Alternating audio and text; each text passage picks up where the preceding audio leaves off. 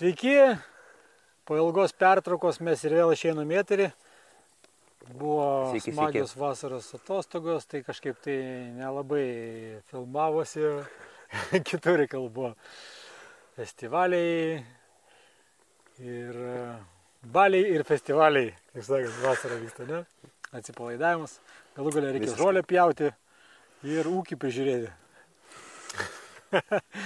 Tai dabar rudenėlis, kaip sakant, jau beldžiasi ir su rudenėliu kažkaip dažniau, man atrodo, ir kažkokius tai podcastus ir video pasidalinimus žymiai mieliau pasižiūrėti, nes ir tie vakarai ilgėja ir naktis vėsesnis darosi. Ir šiaip jo šalta, norisi prie kavos puodelio kažką mielo paveikti. Tai va, šiandien mes norim pasidalinti tokią temą, kuri vadinasi tautiniai raštai. Taip pavadinkime, ne? Tautiniai raštai labai gerai, tobula. Gerai.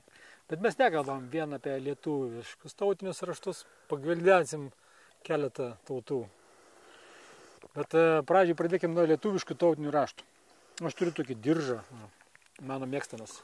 Šiaip tai nėra jų dabar lengva rasti. Aš kaip tik dabar turim svečią iš Brazilijos, tai važinėjom paspirtukais elektrinės prieš kelias dienas po Vilniaus senamiestį ir ieškojom, kur yra tautiniai juostų pirkti ir neradom nei vienos. Okay. Apėjom visus kioskus, turgelį, pilės, viską, niekur nėra tautinių juostų. Nebemadinga. Nemadinga. Būdavo anksčiau, ten aš keletą rasdavau, bet dažniausiai parašyta buvo ten 50 mečiai kokie. Man neužilgo reikės. Šitokia rast kažkur tai. Tai žinai, pada piršlį, ten pakark piršlį. Kažkoks ten būna jo. Tokie vestuvėms dar žmonės naudoja. Bet man tai šitie mūsų tokios juostos tautinės yra žiauriai gražu. Aš pats mėgstu pasipuošti, kai koks nors būna renginukas įdomesnis arba kai kokie kur tarptautinis renginukas, kur užsieniečių atvažiuoja ir jie visi klausinėja, sako, o kas? Iš kur čia, sako, čia iš Peru? Sakau, ne, čia lietuviškas. Ir man visą laiką tie raštai tautiniai buvo labai įdomus. Na, kažkokiam etape gal nebuvo įdomus, bet vėliau pasidarė įdomus. Ir ta simbolika lietuviška pasidarė įdomi ir įdomu, kad pradėjau rasti labai daug sąsajų su kitomis tautomis.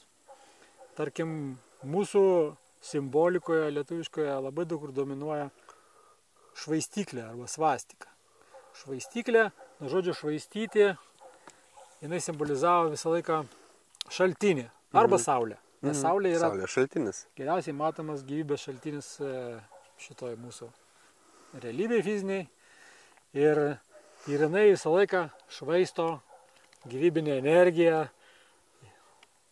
kiaurą dieną šviečia, nemokamai, sąskaitos neteina, žmonės įsigudrėjo elektrą pasigaminti iš to. Tai, žodžiu, švaisto, ne? Tai čia yra toks davimo, besąlyginio, tokio davimo dieviško simbolis, ta švaistyklė.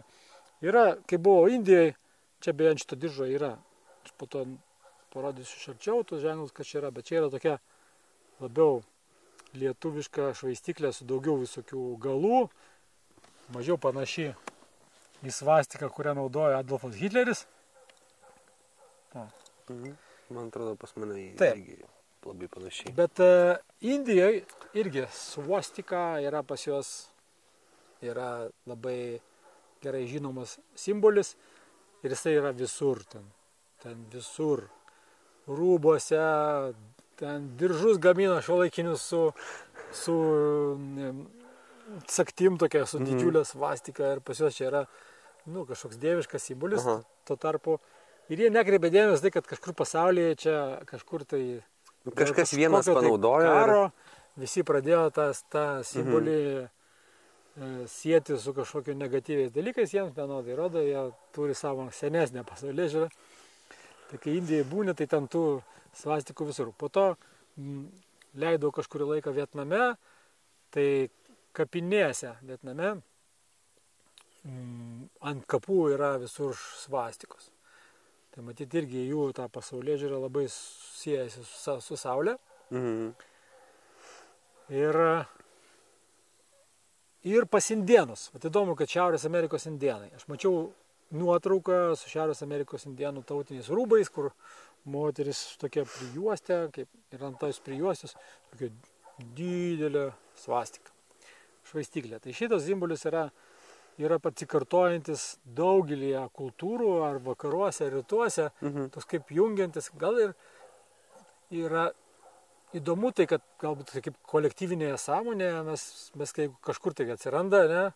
Vienas ženklas, kad ir nebūdavo ten keliaujam anksčiau labai senais laikais. Bet kažkaip pas visus atsirasdavo. Bet pas visus atsirasdavo. Jeigu naudoja kažką dalis nemaža žmonių, tai čia kaip su ta buvo beždžionėlių eksperimentas. Kur vienam pasaulyje mokė, kitam išmoko pačios. Jo, kažkas tokio.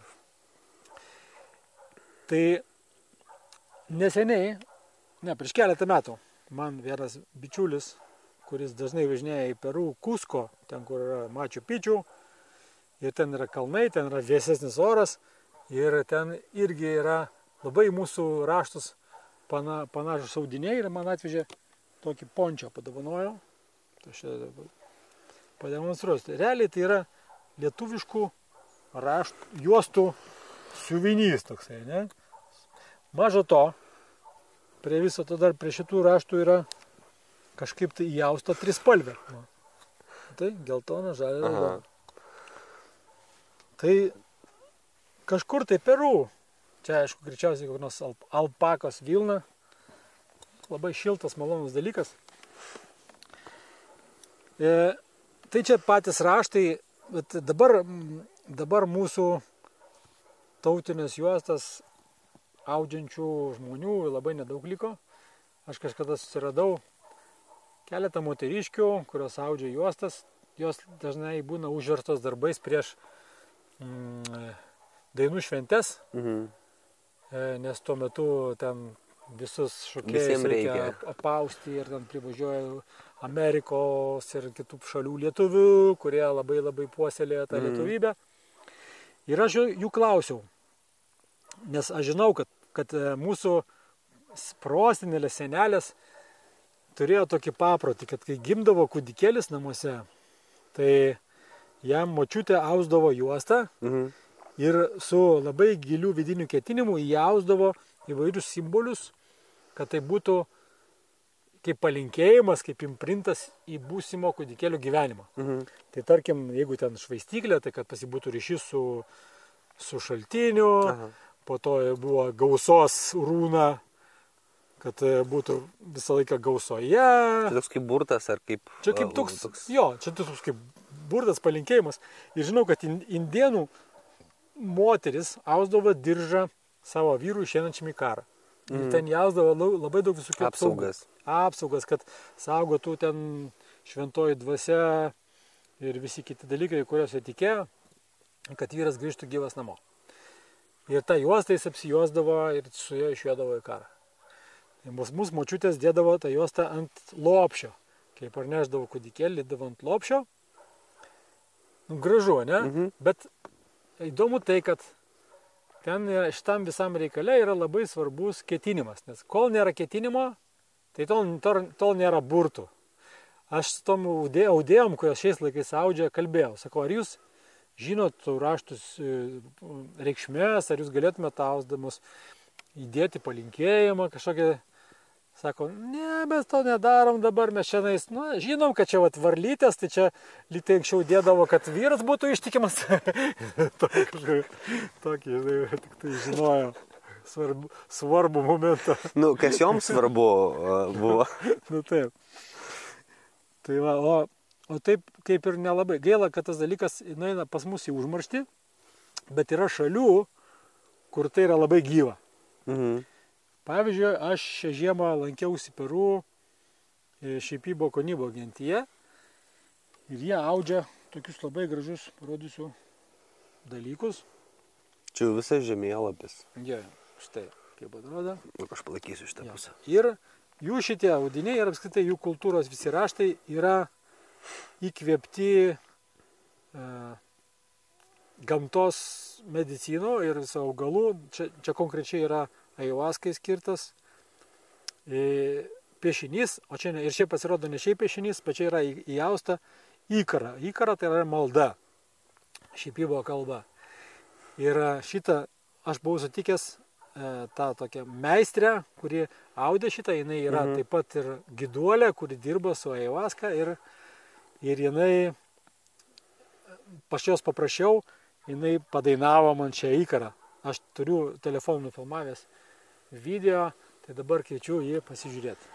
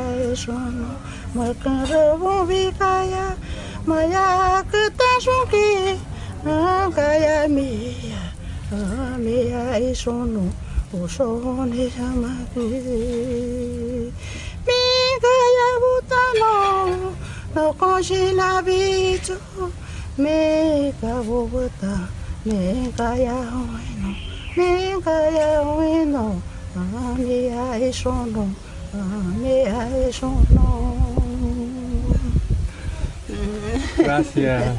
Gracias. Está, abuela. Abuela. Tai va, kaip matėt, jų kultūroje tai yra net kaip natos, sakyčiau, gal. Ir čia yra į tą raštą yra įausta malda skirta augalų dvasioms, kad padėtų mums gerinti sveikatą, kad padėtų mums patirti laimingesnį gyvenimą. Tai yra vėlgi, už viso to stovi ketinimas. Tai tose senose kultūrose pas indėnus tas pagrindinis dalykas, tas burto momentas, tas magijos yra išlikęs. Ketinimas. Nes žinai, aš manau, kad su to ketinimu darant bet kokį amuletą, bet kokį ten papuošalą, kur Viktorija daro. Viktorija tai daro papuošalą su ketinimu. Visą laiką turi tokį nuojautą, kas į ką asocijuojasi žmogus, ten toksai sunkiai apčiopiamas kaip vizija. Ir labai dažnai kaip 50-uką pataiko, būtent kažkokį gyvūną, kuris pasirodo jisai yra to žmogaus mėgstamiausias arba ten. Aš dar dabar tašiukę turiu vieną papuošalą. Taip, tai va čia tam skirtinis momentas, nuo kada tie rankdarbiai tampa magija, ne? Arba tokia gražia raganavimo forma, galim pavadinti. Tai yra, kaip yra užkalbėjimai kažkokie tai, tai čia, sakykime, tos juostos senovėje jos būdavo užkalbėtos. Ir aš labai tikiuosi, kad mūsų jaunimas, kurie domis tais raštais, nes tokių žmonių daugėja, kad jie pradės labiau gilintis. Aš dabar pabandysiu pašifruoti šitą diržą, ne? Aš gal pats nelabai dar daug žinau, bet kai kurios dalykus jau pradėjau kontempliuoti. Tai pavyzdžiui, štai čia yra labai dažnai sutinkamas simbolis ten, kuris panašus į akį, tai dažniausiai reiškia šventą dvasią arba visą matančią akį. Ten, kur pas budistus yra labai tokia aiškiai obvious, tokia dvi akis ant bokšto nupaišytas, viską matant akis. Neseniai mačiau, buvau prie krikščionių kažkokios bažnyčios, tai ten pas jos irgi tas trikampis toksai švytintis ir joje akis, ne? Tai šventoji dvasia, pas jos taip yra simbolizuojama. Tai mūsų senoje kultūroje tai irgi visur atsispindėdavo, bet šitas akis mes galim rasti ir pas peruiečius, tai visur raštuose atsikartojančios akis yra. Jos, aišku, stilizuotos. Šiaip iš tikrųjų pas mus labai atsikartoja visokiose staltiesės, tada pagalvių būna tokie užvalkaliukai, bet aš kalbu apie tos, kur mamos turi spintose prikaupusios. Tai va, jos gal net nežino, kad ten visa staltiesė pilna šventosios dvasios simbolių. O šventoji dvasia gal taip skamba labai religiškai, bet tai, sakykime, šaltinio, kaip tai be pavadinsi, nepavadinsi, viso to, kas egzistuoja. Viso to, kas egzistuoja, simbolis. Čia, aš kiek žinau, yra, tarkim, žvaigždutės, ne, tai yra visata. Tai yra visatos simbolis pas lietuvius. Čia vėl akis. Čia tokia kaip, čia gal ta varlytė, panašu tas stilizuota varlytė. Bet varlytė yra gausa daugelio kultūrų. Aš nebejoju, kad pas lietuvius galėjo irgi būti gausa. O čia labai įdomu, kad šitas simbolis yra sutinkamas rytuose, ne? Tai yra budizme. Ne kartą matytas. Jo, ne kartą matytas. Ten, kur rytų reikalai visokie, kinų filosofijos ir japonų, tai va šitą simbolį tikrai galima daug kur pamatyti. Jeigu toksai simetriškas. Nu, čia sunku pasakyti, bet įdomu būtų. Man šiaip labai smagu ir labai gražu, kad juostoj, bent jau šitoj, nėra taip, kad porą simbolių ir tiesiog atprintinta besikartojant, nes, pavyzdžiui, pas mane ant apyrankių. Čia turi pavadinimą. Tai tas pats, tas pats raštas, tiesiog jisai, kartojasi. Jo, tas turi pavadinimą, tai ta, kur yra daugiai ženkliai juosta. Man tos audėjos sakė, čia yra sudėtingesnis darbas, aišku, nes ten reikia, keičiasi akis, reikia akių skaičius, kai audio ir taip toliau. Bet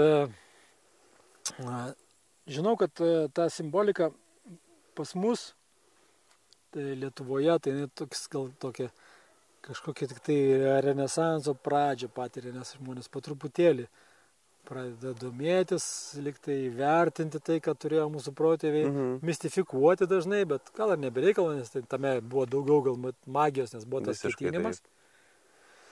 Bet tarkim Latvijoje tai yra žymiai stipriau, nes Latvijoje pilna visur parduotuvių su ta simbolika, žmonės namus apsipaišė. Tai jie visur naudoja. Jo, jie apsipaišė, jie taip didžiuoja savo. Aišku, ten dominuoja raudona balta, raudonas spalva, pas jūs tokios tie diržai yra raudoni, panašiai kaip tavo tas apyrankės, taip bet tų kraštelių. Ja, pas čia labai būtų latviškas, jeigu tos spalvotus kraštelius nuimtų. Šiaip ir pas slavus, ukrainiečius labai daug yra raudona balta. Taip, baltarusus. Ne, pas mūsų kaimynus daug raudona balta. Bet lietuviai mėgo daugiau spalvos, dėl to jos pas jos vėliava tokia. Spalvota. Ja. Taip, tai dėl vėliavos spalvų, kažkada mes esam kalbėjęs, ne, ar ne? Man tada gal ne prieš kamerą. Ne prieš kamerą gal, ja. Na tai gal paminėsiu, nes čia toks įdomus momentas, kur irgi mažai kas dar žino. Aišku, ar tai yra 100% tiesa, nieks negali patikrinti, bet man rezonuoja ta informacija. Aš galvodavau visą laiką, kodėl Europoje, kur ten spalvos tokias pakankamai šaltos, Šiaurės Europoje, kur pakankamai šaltos, ten pas skandinavus, ten mėlyna, balta, ten visokios ten dominuojančios spalvos. Ne, pas latvius tai kažkokia tokia sukrešėjusio kraujo plazmos. Pas ten baltarusius, balta, raudona ir tiek. Kodėl pas lietuvius geltoną, žalį, iš kur tos Afrikos spalvos vidury Europos? Kaip čia taip atsitiko? Jamaika vidury. Jamaika kažkokia tai. Bet žinau, kad čia buvo Basanavičius, kuris pasiūlė, Jonas Basanavičius, kai buvo ta siūloma vėliava. Jisai nebuvo kvailas dėdas, ne? Ir kažkaip vieną kartą sužinojau, kad kai Prūsija tai buvo ta tokia dalis mūsų genčių, kurioje išprūsę visi vadai buvo susikaupę. Dėl to, kai norėjo mūsų tą stiprybę nukirst, pradėjo nuo Prūsijos. Ir tos išprūsius pirmą nukirto nuo mūsų. Sako, kad labiau tą Lietuvos teritoriją, kadangi ir mūsų to simbolikoje yra kariai, karys ant žirgo, tai buvo tokia labai karinga, kaip, sakykim, sauganti visą teritoriją. Latviai buvo tokia labiau žemdirbystė užsiimantis ir maitinantis gentis mūsų, o Prūsija tai buvo išprūsę žmonės, kurie valdė. Ir pas juos atvažiuodavo konsultuotis įvairūs karaliai ir didelių šalių vadovai, dėl to, kad Prūsijoje gyveno tie žmonės, kurie valdė kažkada visą Sarmatiją, tai yra didžiausia šalį Europoje. Ir Prūsijos pasaulyje žiūroje, taip pavadinkim, tikėjime jų senajam, ten, kur būdavo šventoji giraitė ir ąžuolai stovėdavo, tai ant ąžuolo būdavo išskaptuota tokia anga ir joje būdavo 3 vyrukai. Sako kažkas anksčiau, kad galėjo būti ir moteris, po to matyt kažkaip vis tiek patriarchatas pradėjo imti viršų. Pakoregavo. Bet tai, ką mes atsimenam ir dar galima rasti nupaišyta, buvo 3 vyrukai. Ir pirmas vyrukas tai buvo toks vyresnis vyrukas su geltonais marškiniais. Ir tai buvo perkūnas. Perkūnas, kuris turėjo galę perkūnyti tave iš dvasios į fizinį kūną ir iš fizinio kūno atgal į dvasią. Toksai Dievas, kuris leidžia patirti šitą patirtį. Fizinė realybė. Ja, perkūnas. Antras būdavo jaunesnis vyrukas su žaliais marškiniais ir dažnai su lapais ant lapų vainikų ant galvos patrimpas. Tas, kuris šitoj žemėje trypia, kūrė rankomis, sėja, augina vaikus, daro ir taip toliau. Jisai žaliai apsirengė, nes čia viską gamta žalia, logiška. Ne? Ir paskutinis buvo poklius, toks dėdukas su žalia barzda ir raudonais marškiniais. Poklius, kas tau klius po to priklausomai nuo to, kaip tu patrypsi. Taip kaip ir karma, ne, kažkoks karmos dievas. Gerai pritrypsi, gausi kažko fainą. Tai buvo tokia sena pasaulėžiūra, tokie 3 dievukai. Ir manau, kad Jonas Basanavičius, norėdamas palikti tą kažkokią dalį simbolikos, būtent jų marškinių spalvas įdėjo į mūsų tautinę vėliavą. Būtų geltona, žalia, raudona. Tai tokia viena iš teorijų, bet tie naujosios, tos istorijos, kurį mūsų oficialiai dėstymų mokykloje, žinovai sako, kad tai nėra nesąmonė ir kad čia buvo random pasiūlytos spalvos. Aš taip pamenu iš mokyklos dar geltona tai saulė, raudona kraujas, kas ten žalia, dar ten kažką. Ne, tai raudona tai mūsų protėvių išlietas kraujas, žalia tai yra gamta, miškai. Taip dažnai, taip lengva būtų paaiškinti ir taip dažnai vėliavos yra aiškinamos, bet toks vaikiškas gana. Vaikam taip aiškindavo, tiek ir pamenu. Tai čia apie tą mūsų simboliką, bet raštai, aš tai labai džiaugiuosi, kad jaunimas vis pradeda domėtis raštais ir tos informacijos kažkaip sugrįžta. Aš matau, tu pasipuošęs. Čia man yra atradimas pastarosios savaitės. Turim svečių iš Brazilijos. Ir viena sveitėja tiesiog keliavo po Vilnių, šiandien prižymėjau vietų, kur reikia pamatyti. Ir grįžtinai su tokiam apyrankėm. Sako, radau Pietų Amerikos apyrankės pas jūs. Tai vieta vadinasi Istorijos namai, čia kiek suprantu muziejus. Labai graži ekspozicija. Ir kai tik tai pamačiau, galvoju viskas. Man irgi reikia. Nuvažiavau. Jos dar turi 2 pusės, tai galima įsiversti vieną į kitą, bet man kas patiko, kad tai yra apyrankė. O prie ko čia Pietų Amerika? Čia yra Pietų Amerikos? Ne, čia yra visiškai Lietuvos, mūsų, tiesiog, jeigu neklystu su pavadinimu, Istorijos namai, tas muziejus ar ekspozicija, pas jos yra labai gražiai iškabinta skirtingų žemynų, skirtingų tautų, skirtingų šalių, tie patys Šipibo raštai, Afrikos genčių, Pietų Amerikos, kabo kilimai iš lietuviškų juostų ir tu vaikščiodamas, jeigu neskaitytum aprašymų, kai kur Afrika matosi, bet tarkim Pietų Amerika ir Lietuva praktiškai nesiskiria. Labai minimalų skirtumai yra ir jeigu pradedi analizuoti, sutampa. Tai man toks jau buvo visiškai atradimas, kad pas mus Vilniaus centre, senamieste, gali eiti žiūrinėtis, domėtis apie kultūrą ne tik mūsų, bet ir pasaulio ir pamatyti netgi sąsajas, kaip tai yra susiję ir kaip tai tarpusavį koreliuoja ir kaip tai veikia. Tai labai džiaugiuosi, kad vat, yra vietų, gaila, kad gal trūksta truputėlį informacijos, nes aš pats apie tą vietą sužinojau iš užsieniečio žmogaus, kuris ją atrado, tiesiog eidamas per tos pačius muziejus ir bandydamas atsirinkti informacijos daugiau. Tai tos kultūros iš tikrųjų yra ir tos informacijos yra, tik tai mums patiems kartais dažnai noro pritrūksta pasidomėti ir pasianalizuoti. Man šiuo metu to noro yra labai daug.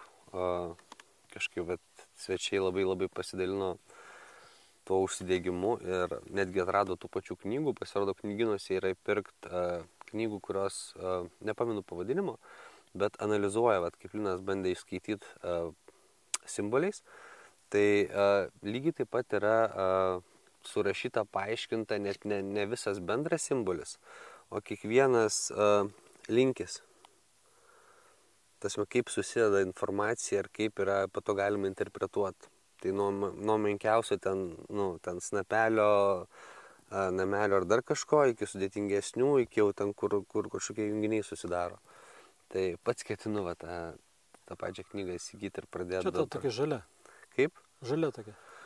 Balta su kažkuo, aš nepamenu, kažkas naujo, nes nesu tokios matęs. Nes yra per raštus knygą matęs žalia.